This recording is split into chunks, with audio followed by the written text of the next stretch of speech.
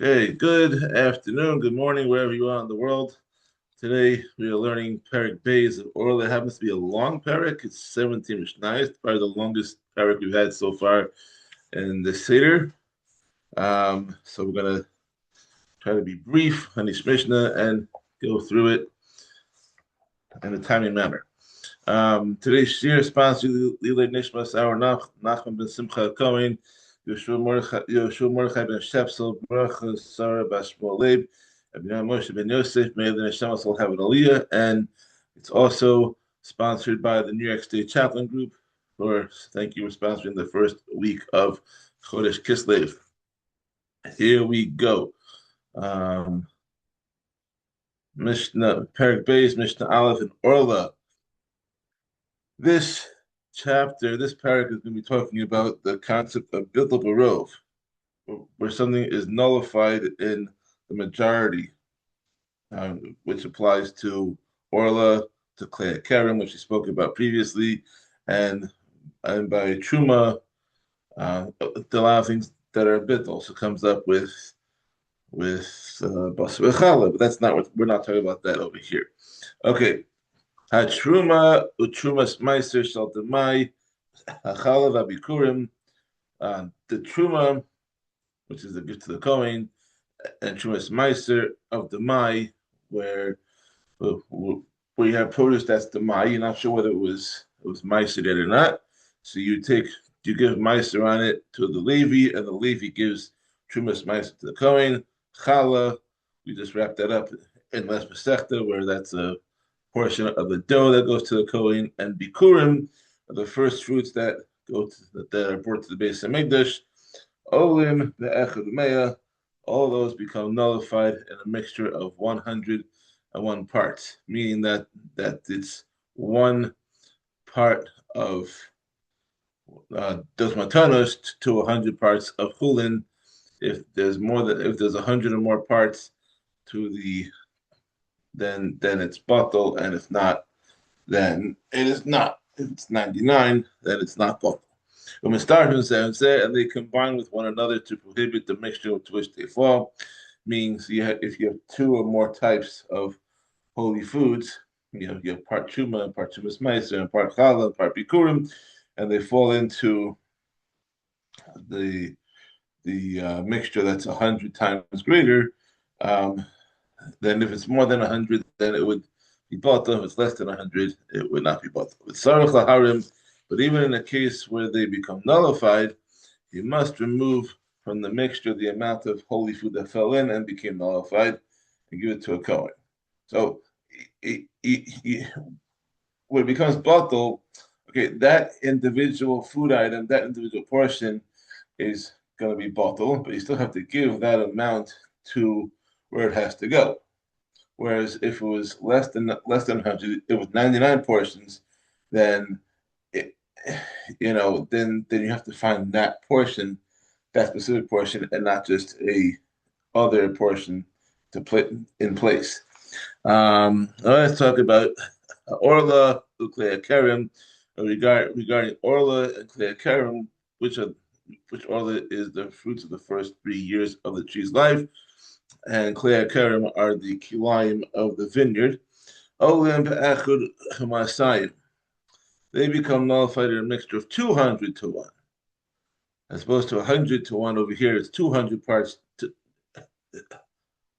ordinary food to one portion of Orlah or Klei Hakarem.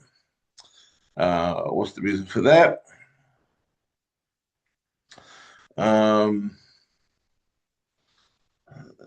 Because one second. No, because those prohibitions are twice as strict as the prohibition of truma, meaning that when a non-Kohen is forbidden to eat truma, he may have benefit from truma, but by Orlah and Klei Hakarem, you're even forbidden to have benefits. So you see, it's more machmir. Therefore, the Chacham set a bittul point of 200 to 1 instead of 100 to 1. We start from Zenzeh, and they combine with each other to prohibit the mixture that they fell into. So if both Orlah and Klei Hakarem fall into the permitted food, then the mixture may not be eaten unless there's 200 times as much permitted food as there is to do them together. Vein Sarach Laharim, and in a case where they do not become nullified, he does not need to remove anything from the mixture since no one has any monetary claim to them. Right? Klei Hakarem and Orlah are usher. You're not giving them to a Kohen, you're not giving them to anybody. They're just usher. So you don't have to separate separately for that. Rabbi Shimon disagrees, and in Mistarfim, he says that Orlah and Klei Hakarem do not combine because they are different Yisurim with different names, and therefore only, according to Rabbi Shimon, only prohibitions that are share a common name can combine with each other. Eliezer says, Mistarfin, time, Orlah and Klei Hakarem combine to prohibit a mixture when it comes to giving flavor when they add the flavor to the mixture. That occurs with something that's wet. In such a mixture, if the flavor of two of them together can be tasted, and then the mixture is asur. Avalo lesser. But they do not combine to prohibit a mixture in regard to needing 201 to nullify them when they fall into the kind of mixture in which the flavor does not spread to the mixture, being a dry mixture, then Orlah and Klei Hakarem do not combine to need 200 times more permissible food. You don't have to have that. Mishnah Beis, Truma Ma'ale as Orlah as a Truma. Truma can help nullify Orlah, and Orlah can help nullify Truma. Okay, so Sa'ar Truma Shenaf Lemeya, if a Sa'ar Truma fell into 100 Sa of Chulin, close to 100, like 99 and a half Sa of Chulin, which is not enough to nullify Truma. You need 100. And afterward, 3 calves of Orlah fell into the Chulin as well. Or 3 calves of Klei Hakarem fell in. Zuhi Truma Mala as Orlah as a Truma. This is the case in which the Truma nullifies the Orlah or the Klei Hakarem, and the Orlah nullifies the Truma. Now that the mixture contains 99 and a half sahs of chulin, with 1 sah of truma and half a sah of Orlah, so the sah of truma combines with the 99 and a half sahs of chulin to form a unit of 100 and a half sahs, which is enough to nullify the half sah of Orlah by a margin of 200 to 1, because it's 100 and a half to 1. It's 100 and a half to half, it's the same as 200 to 1. And the half sah of Orlah combines with the 99 and a half sahs of chulin to form a unit of 100 sah, which is enough to nullify the truma by a margin of 100 to 1. So therefore, everything's going to be batal in this case. Mishnah Gimel, Orlah Ma'ala es hakilayim. Orlah can help nullify kilayim, but kilayim as Orlah, and kilayim can help nullify Orlah. Did I say Gimel? I think I said Gimel. Mishnah Gimel. Orlah as Orlah, and one kind of Orlah can help nullify another kind of Orlah, meaning revive. Okay, it said how so Sa'ah Orlah should not follow the Masayim. If a Sa'ah of Orlah fell into close to 200 sahs of permitted produce, which is not enough to nullify it. It was like 199.5, let's say. And afterward, a saw and a tiny bit more of a different type of Orlah fell in as well. Klei Hakarem, or a saw and a tiny bit more of Klei Hakarem fell in. Orlah Mala as Hakilayim. This is the case in which Orlah helps nullify Kilayim. The Kilayim as Orlah, Kilayim helps nullify Orlah. And Orlah as Orlah, and Orlah helps nullify a different type of Orlah, meaning revive. Okay. Mishnah Dalet. Kol mechametz beha metabel misabel, that misabel. Okay. Anything that leavens the dough, causing it to rise, or that spices a dish of food, if it falls into the permitted food, meduma b'truma, and in the case of truma, where it makes it meduma, meaning meduma is a mixture of chulin and truma that is forbidden to a not going. Orlah and Klei Hakarem aser. In the case of Orlah and Klei Hakarem, it makes the mixture aser to everyone. Beishamai omrim, Beishamai says, af betame, if if the leaven or the spice that is tame was added to a dough or to a food, it also makes the other food tame even when it is smaller than the size of an egg. Okay, Beis Hillel omrim, the Beis Hillel says, Liolam enam atame ad shehei bo kibetza. A leaven or spice can never make other foods tame unless it is at least the size of an egg, as is the law of ordinary food. Mishnah Hey. Dustai ish kvar yasma haya mitamidi Beis Shammai. Tostai, the chief of Kfar Yasma, was among the students of Beis Shammai. And he said, Shamati Mishamai Azakin Shamar, I heard from Shammai the elder who said, the Olam Enamatame Achi Hebo Kibetza. A leaven or a spice can never make other food tame unless it is the size of an egg. Mishnah Vav. The Lama Amla Kol Mechametz V'Amaspel V'Hameduma L'Hachmir. In regard to what did the Chachamim say that any truma that leavens dough that is chulin, or that spices the dish that is chulin, or that creates a meduma mixture of truma and chulin, is always to be treated strictly. And b'mino, they said it in regard to truma of one kind of produce that mixed with chulin of the same kind. Lahakel, lahachmir, in regard to what did they say that the mixture is to be treated sometimes leniently and sometimes strictly?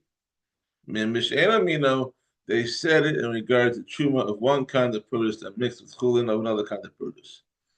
So now this is going to illustrate the first of these two rules. Kate said, how so?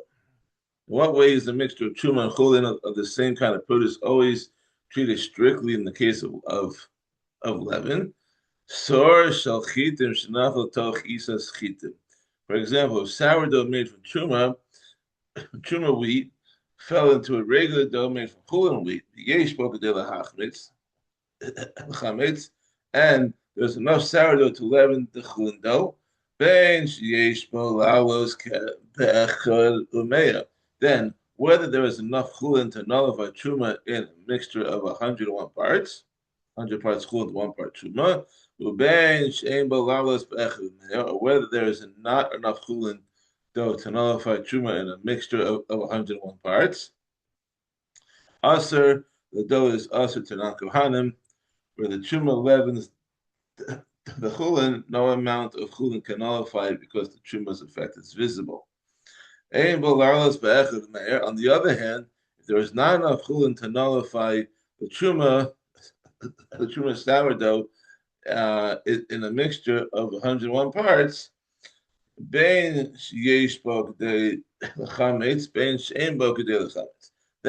whether there's enough truma sourdough to leave the chulin dough, or whether there's not enough to leaven it, aser, the chulin dough is aser to non-kohanim. Since there are less than 100 parts of chulin for the 1 part of truma sourdough, it doesn't matter whether the truma leavens it or not.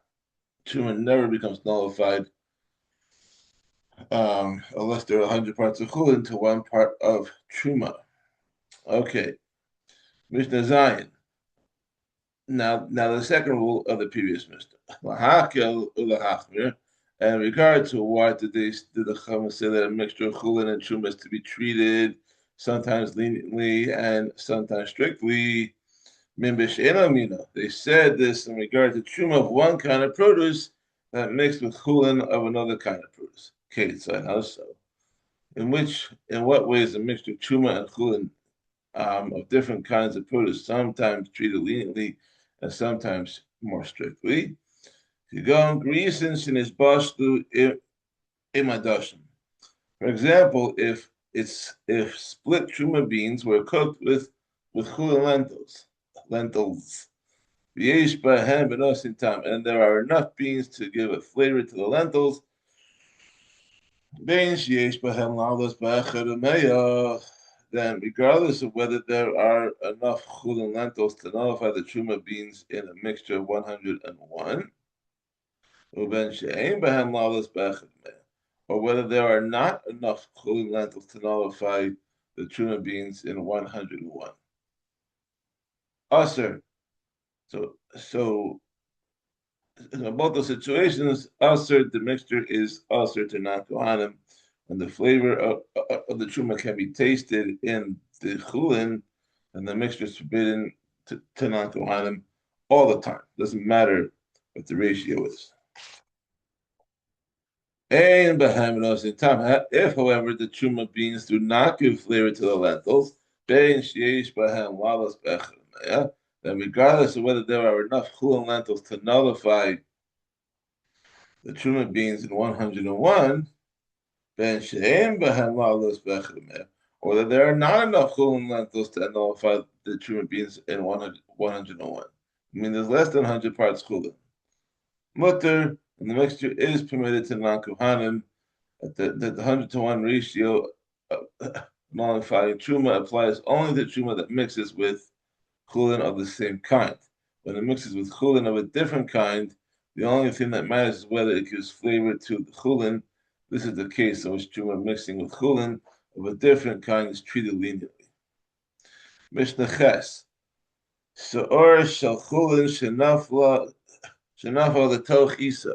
If sourdough of chulin, which is non-truma, fell into chulin dough, yesh bo the lachmetz, and there was enough of it to leaven the dough. Shiur is sourdough? Isn't shiur Shiur is sourdough, yes.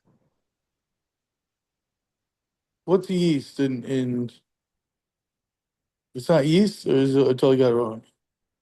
It's probably the same thing. Is sourdough yeast? I don't know what sourdough. I thought sourdough was like the bread. It's like a different type of bread. Oh, sourdough is like technically like yeast. It's just like a little bit different version of it, basically. I mean, probably yeast is the sourdough before it like becomes the bread. Really? Okay. I think. I mean, shiur is like you said that it's like sour. Shiur, sour. Okay, maybe I hear. So it's like the source of sourdough. Yeah, Okay. I think so.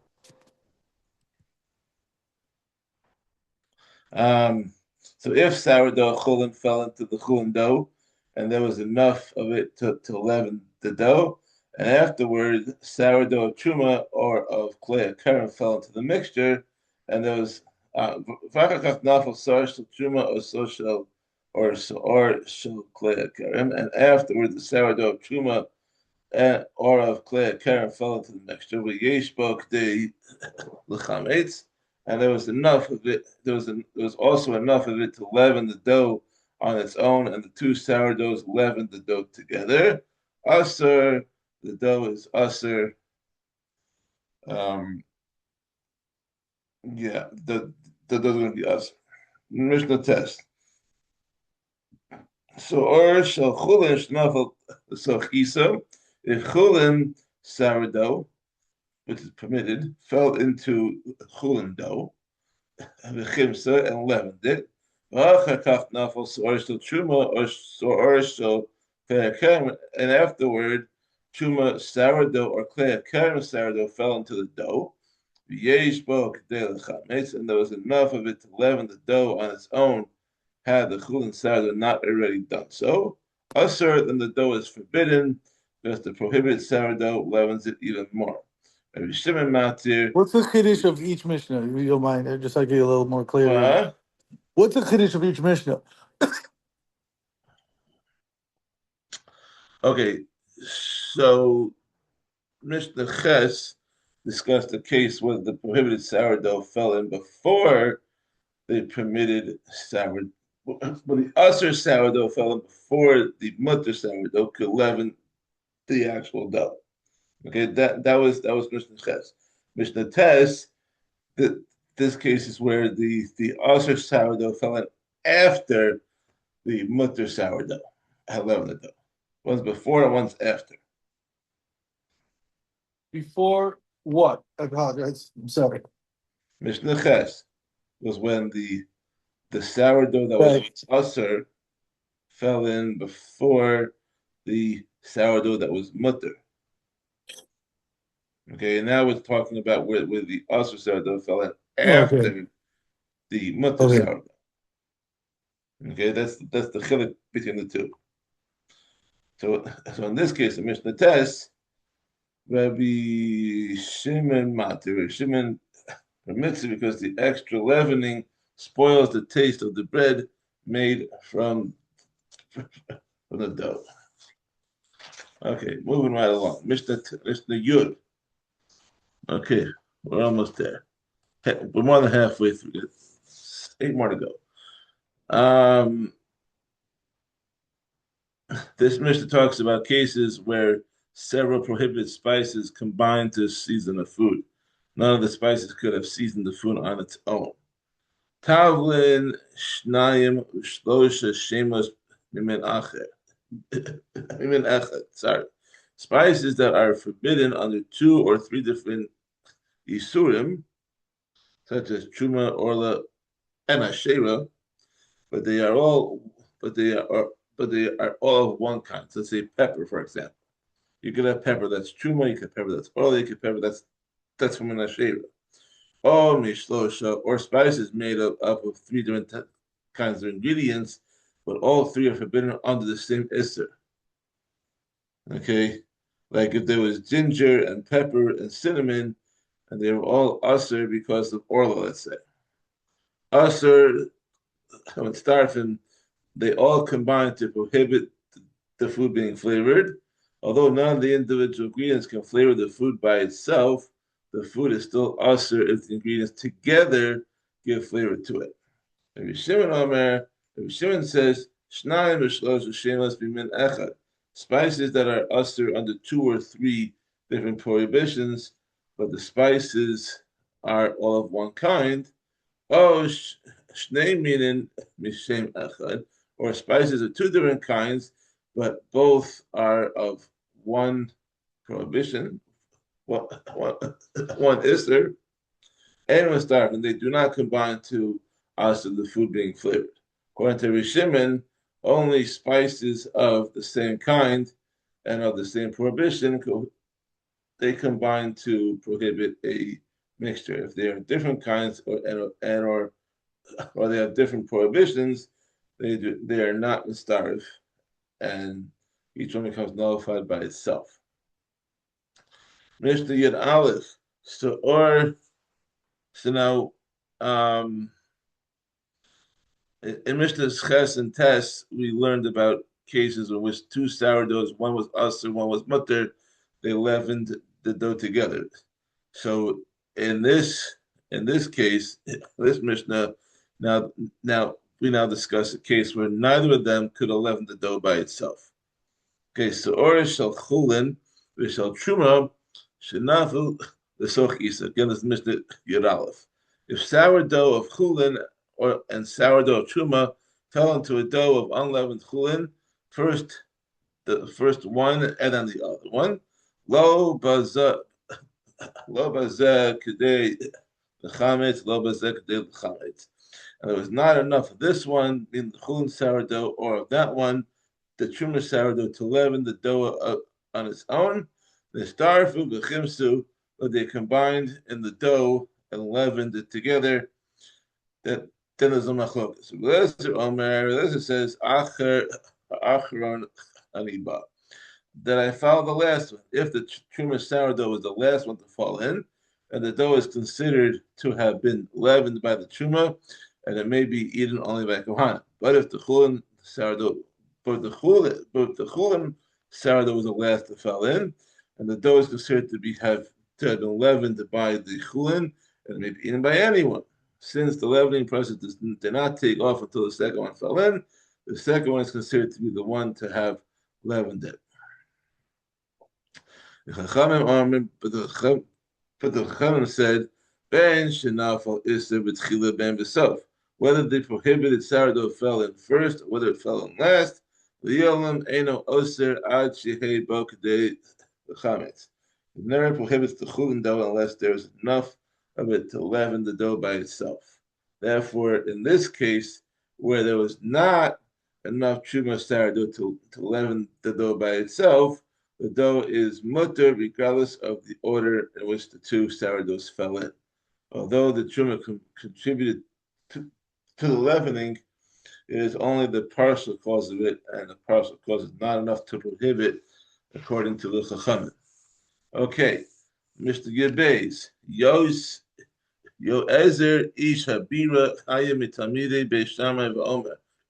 Yoezer, an officer of the Beis Hamikdash, was one of the students of Beis Shammai, and he said, Sha'alti es Rabban Gamliel Zakin Omei B'Shar HaMizrach. I once asked Rabban Gamliel, the elder, and there were two of them. So he was the older one. What the law is while he was standing in the eastern gate of the Beis Hamikdash.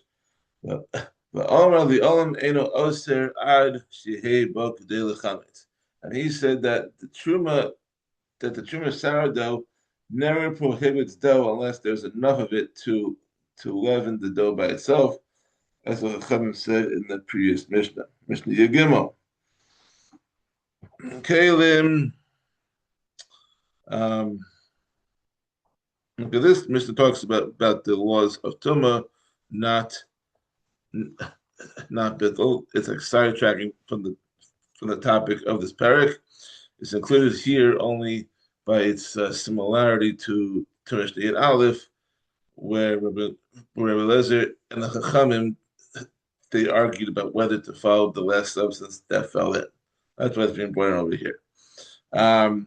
Gilma goes as follows. Kalim shesachan b'shem tamei. If leather utensils were rubbed with tamei oil to soften them, they were making them tamei. The chazer is sachan b'shem tahor, and then after being immersed in a mikvah to make them tahor, they were rubbed again with oil. This time with tahor oil. Or the opposite. First they were rubbed with tar oil, the chazer is sachem shemen tamei, and then after the tar oil had dried, they were rubbed again with tamei oil, thereby making them tamei, and then they were immersed in the mikveh to make them tahor, and only then they were used and some of the oil came out.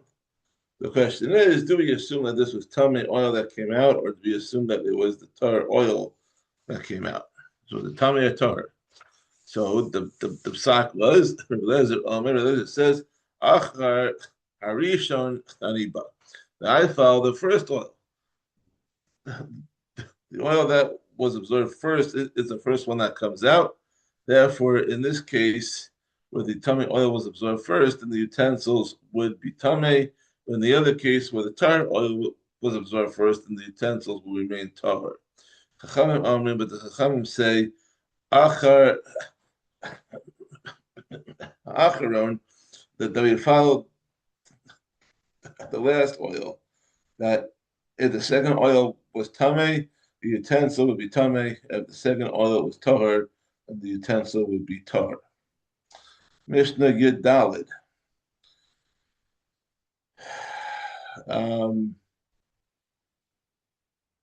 Okay, so again, Mishnah's Yud Aleph and Yud Beis, we're discussing the case where one of the two sourdoughs was aser. Now this Mishnah talks about where both sourdoughs were aser. So Orlah shall Teruma v'shal Klei Hakarem shenafu l'soch isa. If sourdough of Teruma and sourdough of Klei Hakarem fell into mutter's dough, was mutter. Lo bazek de lechametz, lo bazek de lechametz. Then there was not enough of either this one or in the Teruma loaf or that one, the Klei Hakarem, to leaven the dough on its own. But they combined and leavened the dough together. Asurim Lazarim, also Lazarim, the dough is prohibited to non-Kohanim because both the Teruma sourdough and the Klei Hakarem sourdough are prohibited to them. Mutter the Kohanim, but they are permitted to Kohanim, for who Teruma at least is permitted. And only the Klei Hakarem is also to Kohanim. Whereas the Teruma is mutter. And it cannot leaven the dough by itself, therefore the dough is permitted to them. Rabbi Shimon matir the zarm l'kohanim. Rabbi Shimon permits it to both non-kohanim and kohanim, since the two pieces of leaven are not forbidden under the same prohibition. They do not combine to prohibit. And Mishnah Tezvav. Tavlin shel Teruma v'shel Klei Hakarem shenafel b'kedera. If spices of Teruma and of Klei Hakarem fell into a pot of food, lo be'elu kedei l'taba, lo be'elu kedei l'taba, and there was not enough of these, meaning Teruma spices, or of those doing the Klei Hakarem spices to spice the food on their own, when they starfu v'tivu, but they combined and spiced the food together. Also the zarim, and the food is prohibited to non-kohanim, not to the kohanim, but it is permitted to kohanim who are permitted to eat truma. Since both the Teruma and Klei Hakarem again are prohibited to non-kohanim, then they create an isser to non-kohanim. But since Teruma is permitted to kohanim, then the Klei Hakarem by itself does not prohibit the food to a kohen because it's not enough. Rabbi Shimon matir the zarim kohanim. Rabbi Shimon permits it to both non-kohanim and kohanim because he holds that the two prohibitions do not combine to prohibit. Two more to go. We're almost done. Mishnah Tez Zayin. Now we're talking about a similar ruling in regard to permitted meat of karbanos that was cooked together with karbanos that were usher.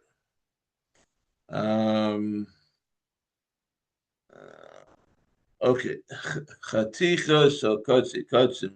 If a piece of kachi kachim meat, which is permitted only to a kohen, kachi kachim meat. So there are two types of karbanos. There's kachi kachim, which are very holy, and kachim kalim, which has like a lesser holiness.